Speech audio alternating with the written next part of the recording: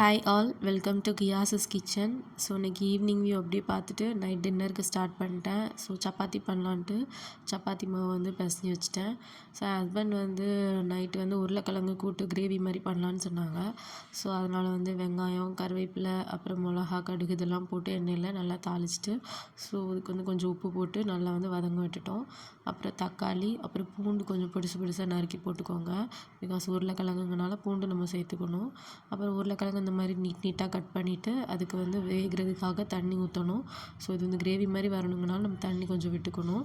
So தண்ணி விட்டு உப்பு போட்டு நல்லாவே வந்து நம்ம வந்து வதங்க விட்டுறணும்.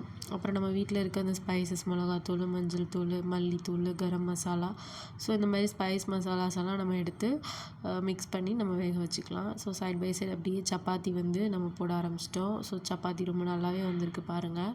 ஸோ சப்பாத்தி போட்டுகிட்டே அதுக்கப்புறம் கிரேவி நம்ம கம்ப்ளீட் பண்ண போகிறோம். ஸோ அதுக்கு வந்து கடைசி தேங்காயும் சீரகமும் போட்டு அரைச்சி ஸோ இந்த மாதிரி கிரேவி ரெடி பண்ணிட்டோம். ஸோ கொத்தமல்லி போட்டு நம்ம ஃபினிஷ் பண்ணிக்கலாம். ஸோ கிரேவி ரெடி ஆகிடுச்சு.